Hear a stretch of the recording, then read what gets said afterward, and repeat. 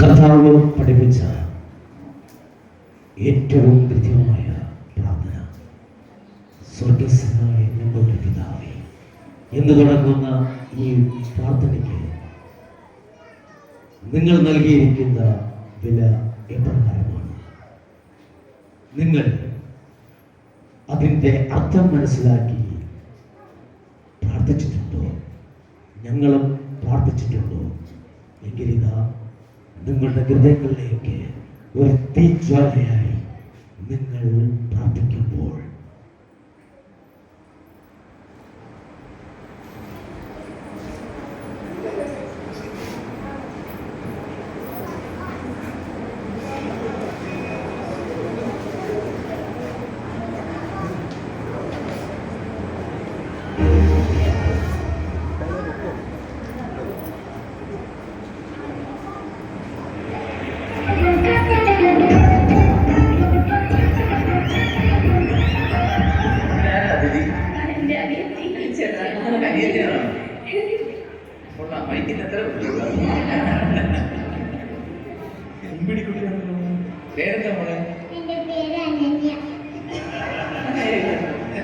തന്നെ പാടുമോ ചേച്ചി പോലെ പാടും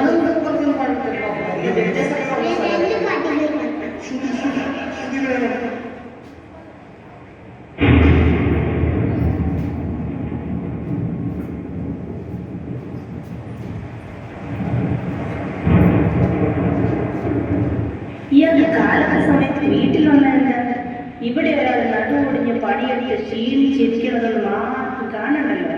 ഈ മുടിഞ്ഞ മഴ പെയ്യുമ്പോഴെങ്കിലും ഒന്ന് നേരത്തെ വന്നുകൂടെ? വീട്ടിൽ കെട്ടിയൻ വരുന്നത് നോക്കി വൈക്കണ്ണമായിരിക്കുന്ന പെണ്ണുങ്ങളുടെ വേദന. എന്റെ ദൈവം തമ്പുരാനേ, ഈ ആളുകളൊക്കെ അടുത്ത ജന്മമെങ്കിലും പെണ്ണായി ജനിച്ചാലേ മനസ്സിലാകുള്ളൂ.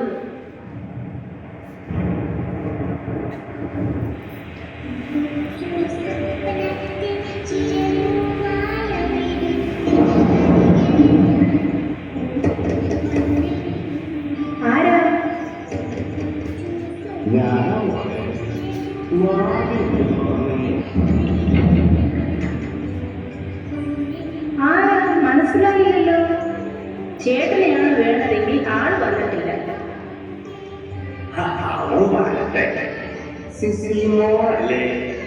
മോൾക്കെന്നെ ശരിക്കും മനസ്സിലായില്ലല്ലേ?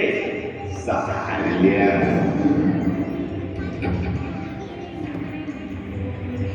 ഈ ടി വി ഒന്നും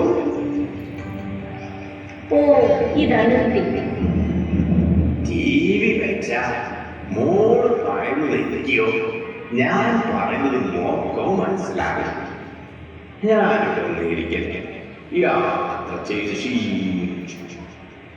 അപ്പാപ്പൻ എനിക്ക് മനസ്സിലായില്ല കേട്ടോ. എന്നെ അത്ര പെട്ടെന്ന് മനസ്സിലാക്കാനാവില്ല. മോൾക്ക് ഏറ്റവും വേണ്ട ബന്ധു തന്നെയാണ്. അപ്പാപ്പ കുടിക്കാൻ എടുക്കട്ടെ? എനിക്ക് ഒരു വിശപ്പുമില്ല മോളെ. ജോർജ് വന്നിട്ടാകട്ടെ. മക്കളെന്തേ? രണ്ടുപേരും ഇവിടെ എത്തിയിട്ടില്ല. ഈ ഇംഗ്ലീഷ് സ്കൂളിൽ ചേർത്തതിന് ഒന്നിനും അവർക്ക് സമയമില്ല. മൂത്തവൻ പ്രൊജക്ട് എന്ന് പറഞ്ഞ കൂട്ടുകാരന്റെ വീട്ടിലേക്ക് പോയി. ഇളയവൻ ട്യൂഷൻ കഴിഞ്ഞ് 7 മണിക്കെത്തും. ഇങ്ങനെ എല്ലാവരും വൈകി എത്തിയ കുടുംബ പ്രാർത്ഥനയും മത്താഴൊക്കെ എങ്ങനെയാ? അതൊക്കെ 8 മണി കഴിഞ്ഞിട്ടേ ഉള്ളൂ. മഴ തീർന്നല്ലോ. മോളുടെ പണിയൊക്കെ നോക്കിക്കോളൂ. നല്ല കുളിര്. ഞാൻ അല്പം വിശ്രമിക്കട്ടെ.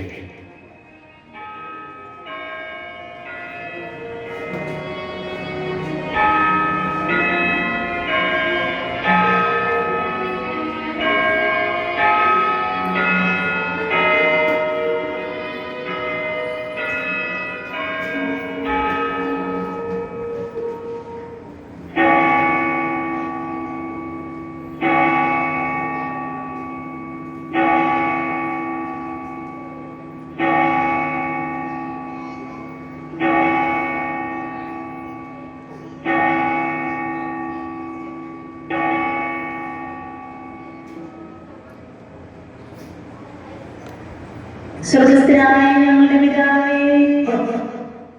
എന്നെ വിളിച്ചു. ഇല്ല, ഞാൻ പ്രാർത്ഥിച്ചതാ. ഉയർപ്പുകാലത്തെ ത്രിസന്ധ്യാജപം അറിയാത്തതിനാണ് സ്വർഗസ്ഥനായ എത്തിക്കുന്നത്.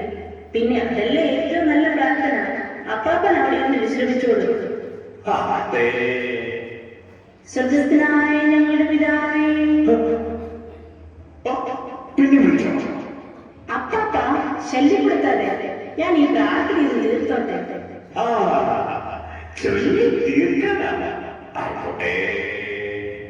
സ്വർഗസ്ഥനായ ഞങ്ങളുടെ പിതാവേ. ഞാൻ അപ്പാപ്പനെ അല്ല വിളിച്ചേ, സ്വർഗസ്ഥനായ ദൈവത്തെയാണ് വിളിച്ചത്. എന്നെ ആരെങ്കിലും വിളിച്ചാൽ അറിയില്ല. അതിൽ അപ്പാപ്പൻ ദൈവമാണ്.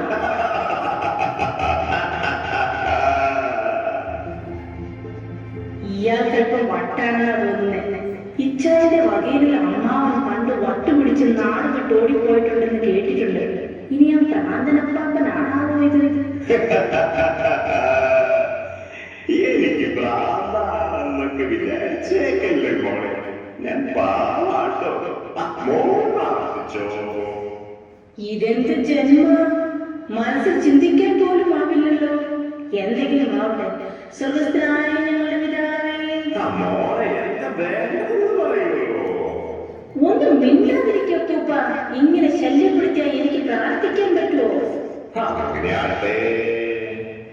അങ്ങയുടെ നാമം പൂജിതമാകണമേ. ഒരു നിമിഷം, അതിന്റെ അർത്ഥം എന്താ? ഏതിന്റെ അർത്ഥം? അങ്ങയുടെ നാമം പൂജിതമാകണമേ എന്നല്ലേ ഇപ്പൊ പറഞ്ഞത്? അതിന്റെ എന്തിനാ അർത്ഥം ചോദിക്കണേ? ഇതൊരു പ്രാർത്ഥനയല്ലേ? അർത്ഥമറിയാതെ പ്രാർത്ഥിച്ചിട്ട് എന്താ കാര്യം? എനിക്കറിയില്ല. അപ്പാപ്പനറിയോ? പറയാലോ. ദൈവത്തിന്റെ നാമം മഹത്വമുള്ളതും പാവനവും ബഹുമാനപൂരിതവുമായ എല്ലാ മനസ്സുകളിലും കുടുംബങ്ങളിലും സമൂഹത്തിലും ലോകമെമ്പാടും കരുതപ്പെടട്ടെ എന്ന. ഇതാണ് ഇത്ര വലിയ കാര്യം. ആയിക്കോട്ടെ, ലളിതമായ കാര്യങ്ങൾ മനസ്സിലാക്കാൻ ഏറ്റവും വലിയ വിഷമം. അപ്പാപ്പൻ ഇത്രയും വിവരമുള്ള ആളാണെന്ന് ഇച്ചായും പറഞ്ഞിട്ടില്ലല്ലോ. ഇനി വല്ലവരുണ്ടെങ്കിൽ പറഞ്ഞു തന്നേക്കണേ. അടുത്ത മാതൃസംഘത്തിന്റെ മീറ്റിംഗിൽ എനിക്ക് പറഞ്ഞു കൊടുക്കാലോ. ആയിക്കോട്ടെ, നീ പ്രാർത്ഥന തുടരുക. അങ്ങയുടെ രാജ്യം വരണമേ. അങ്ങയുടെ തിരുമനസ് സ്വർഗത്തിലെ പോലെ ഭൂമിയിലുമാകണമേ. സിസിലി മോളെ, അങ്ങനെ സംഭവിക്കണമെന്ന് ആത്മാർത്ഥമായി ആഗ്രഹിക്കുന്നുണ്ട്. ഓ, പിന്നല്ലാതെ. എല്ലാവരും സുഖമായി ജീവിക്കുന്നത് നല്ല കാര്യമല്ലേ? അപ്പാപ്പനത്തിന് വല്ല എതിർപ്പുണ്ടോ? ഒട്ടുമില്ല. ശരി, മോൾ അതിനു വേണ്ടി എന്താണ് ചെയ്തിട്ടുള്ളത്? ഞാൻ എല്ലാ ദിവസവും പ്രാർത്ഥിക്കും. എല്ലാവരും ദൈവത്തെ സ്നേഹിക്കുക, പരസ്പരം സ്നേഹിക്കുക. എന്ത് രസമാകല്ലേ?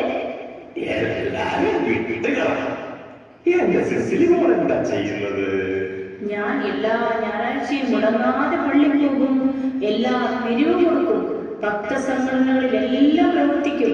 നോമ്പ് നോക്കും, കുമ്പസാരിക്കും, കുർബാന സ്വീകരിക്കും. പിന്നെ മതി സന്തോഷം. പക്ഷേ നീ ദൈവത്തിന്റെ കൂടെയാണോ? ഇങ്ങനെയൊക്കെ ദൈവേഷ്ടം ഞാൻ ഭൂമിയിൽ പൂർത്തിയാക്കുമല്ലേ? അതെല്ലാം പറയാനേ കൊള്ളാവൂ. സിസിലി മോളെ, ഞാനൊന്ന് ചോദിക്കട്ടെ. കഴിഞ്ഞ ഞായറാഴ്ച ഒരു പിഞ്ചു പൈതലിനെ കൊണ്ടൊരു സ്ത്രീ വന്ന് അല്പം ഭക്ഷണത്തിനായി അയച്ചപ്പോൾ നീ 2 രൂപ കൊടുത്ത് അവരെ വിട്ടു. കഴിഞ്ഞ മാസം ആദ്യ വെള്ളിയാഴ്ച ബസ് സ്റ്റാൻഡിന് മുമ്പിൽ ഒരു ദരിദ്രബാലൻ കീറിപ്പറഞ്ഞ വസ്ത്രങ്ങളോടെ നിൽക്കുന്നത് കണ്ടിരുന്നു. അന്ന് വൈകുന്നേരം നീ ഭർത്താവിനോട് കലഹിച്ച് 2 ദിവസം ഇല്ലാതിരുന്നു. ജന്മദിനത്തിന് 3000 രൂപയുടെ സാരിയെ വാങ്ങി തന്നോളൂ എന്നും പറഞ്ഞു. ഇതൊക്കെ ദൈവരാജ്യം സ്ഥാപിതമാക്കാനായി ചെയ്തവയാവാം. ഇതൊക്കെ ആരോട് പറഞ്ഞേ? എന്റെ ഇത്ര വ്യക്തിപരമായ രഹസ്യമായ കാര്യങ്ങൾ പോലും. ദേ അപ്പാപ്പ, എനിക്ക് അല്പം ദേഷ്യമുണ്ട്. എനിക്ക് ഇടവകയിൽ എല്ലാ എല്ലാവരെയും അറിയാം. ഏത് രീതിയിൽ നോക്കിയാലും ഞാൻ അത്ര മോശക്കാരിയൊന്നുമല്ല. അതൊക്കെ നമുക്ക് പിന്നീട് തീരുമാനിക്കാം. കാര്യങ്ങൾ അറിയില്ലെങ്കിൽ അവിടെയും ഇവിടെയും കേട്ടത് വെച്ച് എന്റെ മുഖത്ത് ചെളിവാരിയിടല്ലേ. നല്ല പാരമ്പര്യമുള്ള നസ്രാണി കുടുംബത്തിലാണ് ഞാൻ ജനിച്ചു വളർന്നത്. ക്രിസ്തീയ പാരമ്പര്യങ്ങളൊക്കെ എനിക്ക് നന്നായി അറിയാം. എന്നോട് തലങ്ങല്ലേ മോളെ, നിന്റെ തിരിയിലും സ്വർഗത്തിനെ പോലെ ഭൂമിയിൽ വാങ്ങണമേ എന്ന് ചൊല്ലിയത് കേട്ട് പറഞ്ഞു പോയതാണ്. ഞാൻ എന്തെല്ലാം നല്ല കാര്യങ്ങൾ ചെയ്യുന്നുണ്ട്. നിങ്ങൾ കുടുംബക്കാർക്ക് ഒരേപോലെ നന്മയൊന്നും കാണുകയില്ല. പെണ്ണുങ്ങളുടെ കുറ്റം മാത്രമേ കാണൂ. സാരില്ല, നീ നല്ലവരെ ഇതിലും കൂടുതൽ നന്മയുള്ളവളാകാൻ പറയുന്നതല്ലേ. മതി, ഇനി ബാക്കി അപ്പാപ്പൻ അങ്ങേര് വരുമ്പോ പറഞ്ഞാൽ മതി. അപ്പോ വേറെ കാര്യങ്ങൾ പറയാതെ മോള് പ്രാർത്ഥിച്ചോ. ശരി, എന്നാ പറ. അന്നു വേണ്ട ആഹാരം ഞങ്ങൾക്ക് ഇന്ന് തരണമേ. അതെന്താ? ഓ, അതും മനസ്സിലായില്ലേ? അതായത് നല്ല ഭക്ഷണം തരണമേ എന്ന്. അത് തന്നെയല്ലേ അർത്ഥം? ഓ തന്നെ. പിന്നെ മോള് ഭക്ഷണം അല്പം കുറയ്ക്കണോട്ടോ. ദേ, ഞങ്ങൾ ഈ നസ്രാണി പെണ്ണുകൾക്ക് പാരമ്പര്യമായി അപ്പത്താടിയൊക്കെ കാണും. അതാ ഞങ്ങളുടെ സൗന്ദര്യം. ഈറ്റക്കോലിൽ പടവലങ്ങ ഞാൻ തീറ്റ പോലെ ആകാനൊന്നും എന്നെ കിട്ടില്ല. അതല്ല, സിസിലി മോൾ സുന്ദരിയായി എനിക്കത് സംശയമില്ല. ഞാൻ ഒന്നുമല്ല പറഞ്ഞത്. എല്ലാ ജീവജാലങ്ങൾക്കും ഭക്ഷിക്കാനുള്ളത് ഈ പ്രകൃതിയിൽ ഞാൻ സജ്ജമാക്കിയിട്ടുണ്ട്. അനധികൃതമായി ചിലർ ദുരുപയോഗിക്കുന്നതാണ് പ്രശ്നം. നമ്മൾ കഴിക്കാവുന്നതിൽ കൂടുതൽ തിന്നുന്നത് ദരിദ്രന്റെ പാത്രത്തിൽ കൈയിട്ട് വാരാണ്. തിന്നാതെ എറിഞ്ഞു കളയുന്നത് ഭക്ഷണമില്ലാത്തവരെ കൊല്ലുന്നതിന് സമമാണ്. തിന്നാതെ ഫ്രിഡ്ജിൽ സൂക്ഷിക്കുന്നത് വേറെ അവകാശപ്പെട്ട ഭക്ഷണമാണ്. നോക്കൂ, കുറെ നേരായി എന്നെ വിമർശിക്കാൻ നോക്കുന്നു. ഈ പ്രാർത്ഥന ദൈവം തന്നെ നൽകിയതാണ്. ഞാൻ ഇതൊന്ന് എത്തിച്ചു തീർക്കട്ടെ. എത്തിക്കണം, ദൈവസന്നിധിയിൽ തന്നെ എത്തിക്കണം. അതാണ് പ്രധാനം. ഇത് എന്തുട്ടാ ഓരോ അക്ഷരത്തിലും തൂങ്ങി? മകളെ, പ്രാർത്ഥന എന്നത് പുസ്തകങ്ങളിൽ നൽകിയ വാക്കുകൾ ചൊല്ലിക്കൂട്ടുക എന്നതല്ല. മനസ്സിന്റെ അഗാധ ശാന്തതയിൽ ദൈവവുമായി ഒത്തുചേർന്ന് സംസാരിക്കാനുള്ള അവസരമാണത്. അത് തന്നെയും മറ്റുള്ളവരെയും വിശദീകരിക്കാനുള്ള മാർഗമാണ്. ഇത്ര മനോസംഘർഷം അനുഭവിച്ച നിമിഷങ്ങൾ ഇതുവരെ പ്രാർത്ഥനയുടെ ഇടയിൽ എനിക്കുണ്ടായിട്ടില്ല. ഓരോ പ്രാർത്ഥനയും മനസ്സിനെ ശുദ്ധീകരിക്കുന്ന അഗ്നിയാണ്. മോളെ, നീ പ്രാർത്ഥന തുടരുക. എനിക്ക് പേടിയാവുന്നു. അപ്പാപ്പൻ ഇനിയും എന്നെ കൂടുതൽ കുറ്റപ്പെടുത്തും. ഭയപ്പെടില്ല, എനിക്ക് നിന്നെ വളരെ ഇഷ്ടമാണ്. അതിനാലല്ലേ ഞാൻ ഇവിടെ വന്നത്. ഞങ്ങളോട് തെറ്റ് ചെയ്യുന്നവരോട് ഞങ്ങൾ ക്ഷമിക്കുന്നത് പോലെ ഞങ്ങളുടെ തെറ്റുകൾ ഞങ്ങളോട് ക്ഷമിക്കണമേ. എന്താ ചിരിക്കുന്നേ? എനിക്കറിയാം അപ്പാപ്പന്റെ ഉള്ളിൽ എന്താണെന്ന്. നിനക്കറിയാമെങ്കിൽ എന്തുകൊണ്ട് നീ നിന്റെ ഭർത്താവിന്റെ സഹോദരനോട് ക്ഷമിക്കുന്നില്ല? ഓ, അപ്പാപ്പനെ അവരയച്ചതാ എന്നെ നേരെയാക്കാൻ. മരിച്ചാൽ മറക്കില്ല തോമസ് എഫ്രൈം സാറാമ്മയും ഞങ്ങളോട് ചെയ്ത കാര്യങ്ങൾ. അപ്പോ നിന്റെ പാവങ്ങൾ ഞാനിവിടെ ദൈവം എങ്ങനെ നിന്നോട് ക്ഷമിക്കും? വെറുതെ വേലത്തരങ്ങളൊന്നും എന്റെ അടുത്ത് എടുക്കണ്ട. ഞങ്ങൾ അനുഭവിക്കേണ്ട എന്തോരം സ്വത്തുക്കളാണ് ഞങ്ങളിന്ന് തട്ടിയെടുത്ത് സ്വന്തമാക്കിയത്. ഈ ഒരു വിഷയത്തിൽ എന്തോ ഒരു മനോവേദന കൊണ്ടായിരിക്കുന്നു. എത്ര പ്രാവശ്യം നിങ്ങൾ പോലീസ് സ്റ്റേഷനിലും കോടതിയിലും കയറി ഇറങ്ങി എത്രയോ പണം കളഞ്ഞു. ഇതിൽ നിന്നുണ്ടായ രോഗങ്ങൾ കാരണം എത്രയോ പണം ഹോസ്പിറ്റലുകളിൽ അനാവശ്യമായി ചെലവാക്കി. ഒക്കെ ശരിയാണ്, പക്ഷേ എനിക്ക് അവരെ ഒരു പാഠം പഠിപ്പിക്കണം. എന്റെ മക്കൾക്ക് കിട്ടേണ്ട സൗഭാഗ്യങ്ങൾ. നീ അവരോട് ക്ഷമിച്ചാൽ ബാക്കിയെല്ലാം ഞാൻ നോക്കിക്കോളാം.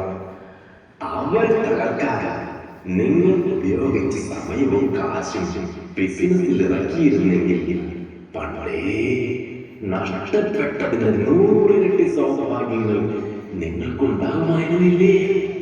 ശരിയായിരിക്കാം, പക്ഷെ അതെനിക്ക് കഴിയില്ല.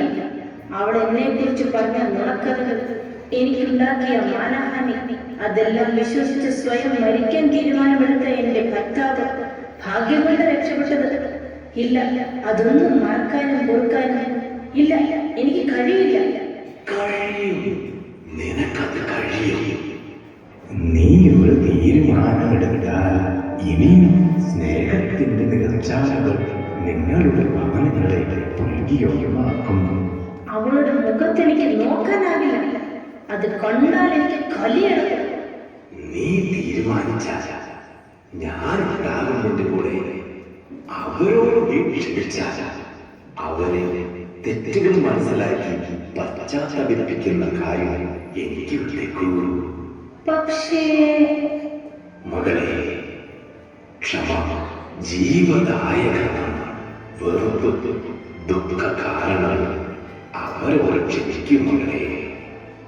ശരിയാണ്, ഞാനും തെറ്റുകാരിയാണ്. അല്പം വിട്ടുവീഴ്ചയ്ക്ക് തയ്യാറായിരുന്നെങ്കിൽ പ്രശ്നങ്ങൾ ഇത്രയും സങ്കീർണമാകില്ലായിരുന്നു. അപ്പാപ്പ, ഞാൻ ആത്മാർത്ഥമായി അവരോട് ക്ഷമിക്കുന്നു. ഇനി ഞാൻ അവരെ വെറുപ്പോടെ ഓർക്കില്ല.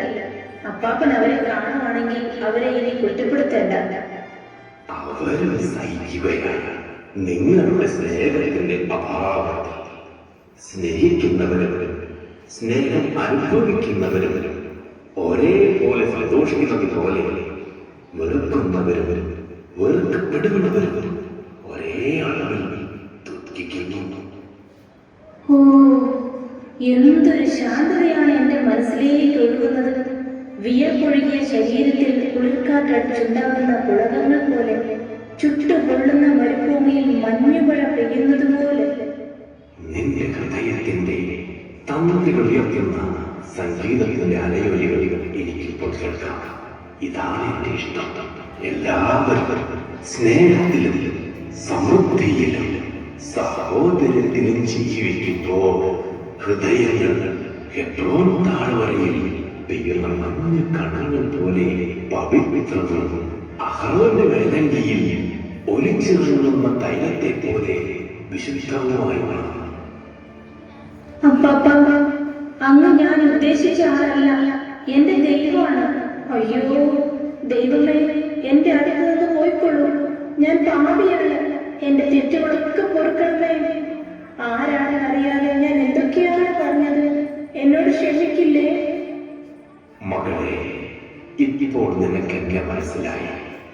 മനസ്സിലുള്ള കഥ കളഞ്ഞാലേ ഞാൻ ആരാണെന്ന് തിരിച്ചറിയാനാകും. ഇതാ ഞാൻ നിന്നോടൊപ്പമുണ്ട്. നീ നിന്റെ പ്രാർത്ഥന തുടർന്നോളൂ. സങ്കടവും സന്തോഷവും പറയാനാവാത്ത ഒത്തിരി വികാരങ്ങളും എന്നെ കീഴ്പ്പെടുത്തുന്നു. എന്റെ ശരീരമാകെ വിറയ്ക്കുന്നു. അല്ല, ചുട്ടുപൊള്ളുന്നു. അല്ല, കുളിരി പോരുന്നു. എനിക്ക് അങ്ങേ കാണാനാകുന്നില്ല. അല്ല, എന്റെ ഉള്ളിൽ മുഴുവനാകാണ്. മകളെ, പേടിക്കണ്ട.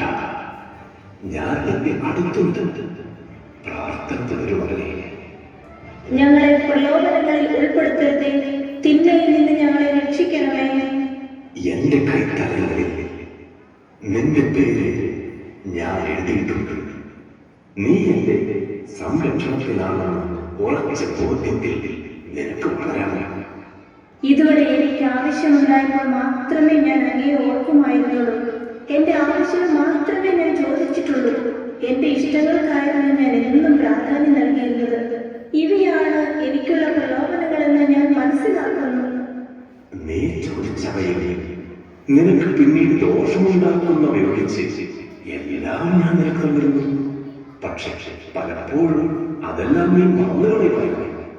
അതെ, ചോദിക്കുന്നവർ നൽകുന്ന ആളായിരുന്നു എന്റെ ദൈവം.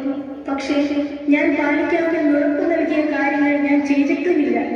ഈ തെറ്റുകളൊക്കെ എന്നോട് ക്ഷമിക്കില്ലേ? എന്നോട് തുറന്നു പറയാൻ എന്നോ മനസ്സിലിരുന്ന് വിങ്ങുന്നുണ്ടല്ലേ? അതെ, 10ാം ക്ലാസ്സിലെ പരീക്ഷയ്ക്ക് എനിക്ക് ഫസ്റ്റ് ക്ലാസ് കിട്ടണമേ എന്ന് പള്ളിയിൽ തിരി കത്തിച്ച് ഞാൻ പ്രാർത്ഥിക്കുമായിരുന്നു. നീ ആ പരീക്ഷ ഡിസ്റ്റിങ്ഷനിൽ വിജയിച്ചതായി എനിക്ക് ഓർമ്മയുണ്ട്. എനിക്ക് നിന്നെ അനുമോദിക്കണമെന്നുണ്ടായിരുന്നു. പക്ഷേ നീ നിങ്ങളുടെ തോന്നുന്നില്ല. ഇപ്പൊ പറയാ അഭിനന്ദനങ്ങൾ. അതെല്ലാം എന്റെ പ്രയത്നത്തിലാണെന്ന് ഞാൻ അഹങ്കരിച്ചു. നല്ല മാർക്ക് കിട്ടിയാൽ മഠത്തിൽ ചേർന്ന് നല്ലൊരു സിസ്റ്റർ അയക്കാമെന്ന എന്റെ വാഗ്ദാനം ഞാൻ പാലിച്ചില്ല. സാരില്ല, ഞാൻ അത്ര കാര്യമായിട്ട് എടുത്തിരുന്നില്ല. അന്ന് എനിക്ക് അറിയായിരുന്നു നിനക്കൊന്നും പറ്റില്ലായിരുന്നു. ജോസ് നിന്നെ പെണ്ണ് കാണാൻ വന്ന ദിവസം തന്നെ നിങ്ങൾ സ്നേഹത്തിലാകുമെന്ന് എനിക്കറിയാമായിരുന്നു. പിന്നെ എന്തിനാ അതിനു മുൻപ് 14 പേര് എന്റെ വീട്ടിലേക്ക് പെണ്ണ് കാണാൻ വിട്ടത്? അതൊക്കെ രസല്ലേ മോളെ? എനിക്കത്ര രസമായിട്ടൊന്നും തോന്നിയില്ല.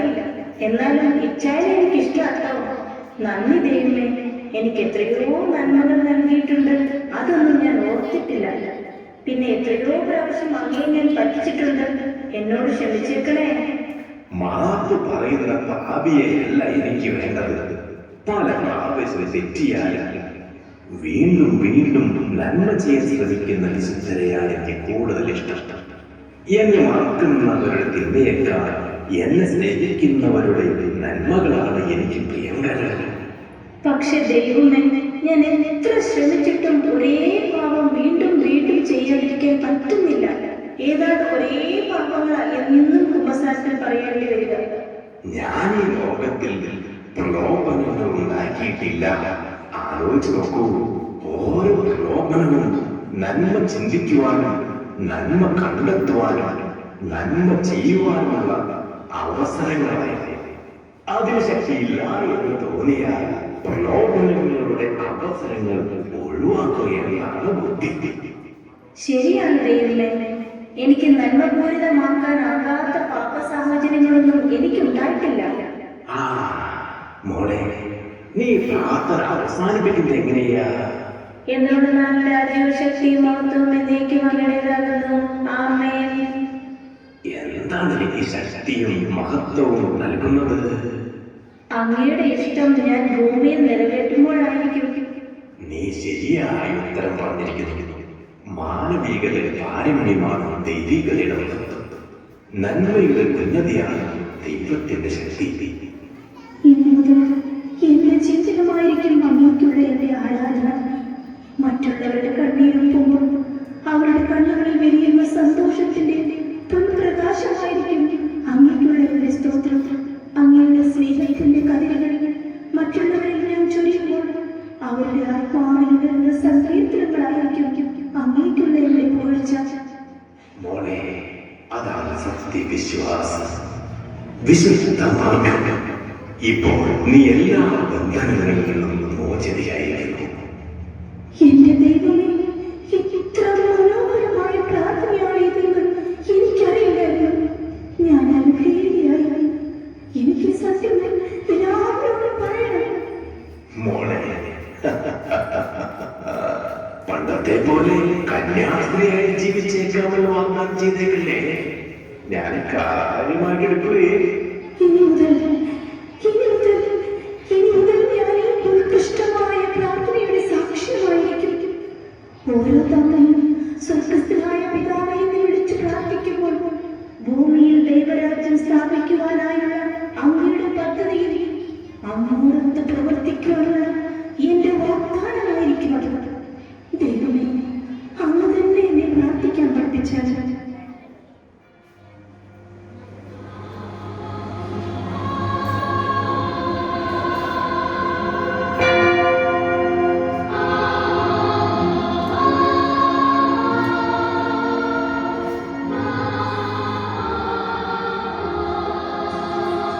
സ്വർഗോന്നതമാ